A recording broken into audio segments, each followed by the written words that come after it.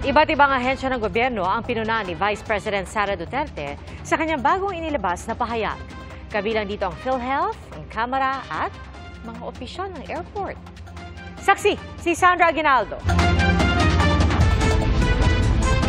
Isang mensahe para sa aniyay mga kapatid na Muslim ang inilabas ni Vice President Sara Duterte sa kanyang Facebook page.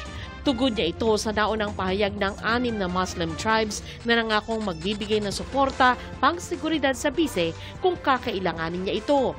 Pero bukod dyan, naglahad din ng mga puna laban sa gobyerno ang vice-presidente. Sabi niya, tumitindig dapat ang Pilipinas laban sa panghimasok ng mga dayuhan sa domestic affairs ng bansa. Ang Pilipinas daw ngayon ay dali-dali umanong yuyuko at susunod sa kagustuhan at pangingialam ng dayuhan gaya ng International Criminal Court o ICC.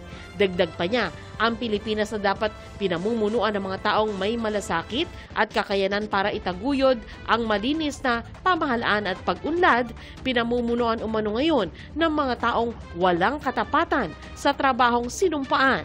Pinuna rin ni VP Sara ang paggamit ng pondo ng PhilHealth sa mga bagay na wala raw kinalaman sa kalusugan. Dapat daw totoong mapapangalagaan ng healthcare system ang kalusugan ng mga Pilipino.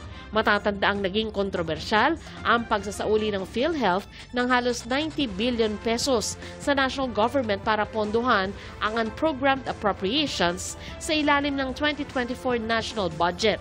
Handa naman daw na magpaliwanag ang PhilHealth kay VP Sara kung kinakailangan. Wala umanong masasakripisyong benepisyo para sa mga Pilipino. Siguro po mas maganda nga na makausap din namin siya at para po mas maipaliwanag din ang programa ng PhilHealth at kung ano po ang mga plano, wag pong mag-alala ang ating mga kababayan sapagkat patuloy pa rin po naman ang pagpapataas at pagpapalakas ng ating mga benepisyo. Pinuna rin ng Vice-Presidente ang mga mambabatas ng Kamara na imbes daw na magpasa ng makabagong batas ay nagpupumilit na sumausaw sa isyu ng iba. Partikular niyang binanggit ang usapin ng kakulangan ng pulis para sa lumalaking populasyon ng bansa. Ang kakulangan daw ng pulis ay hindi malulutas sa kanilang lifetime. Matatanda ang binawasan ang police security ni VP Sara dahil ayon sa PNP, kailangan sila ng PNP para sa police visibility sa National Capital Region. Pinasaringan din ng BC ang mga opisyal daw ng airport na tikom ang bibig sa banta ng seguridad at hindi man lang umano nagsagawa ng investigasyon tuwing may banta.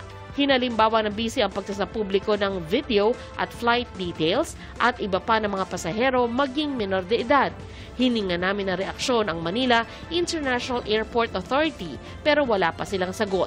Matatanda ang nakuna ng video ang departure ng pamilya ni VP Sara papuntang abroad kamakailan. Para sa GMA Integrated News, Sandra Aguinaldo ang inyong saksi. Mga kapuso, sama-sama tayong maging saksi. Mag-subscribe sa GMA Integrated News sa YouTube at para sa mga kapuso abroad, samahan niyo kami sa GMA Pinoy TV at sa www.gmanews.tv.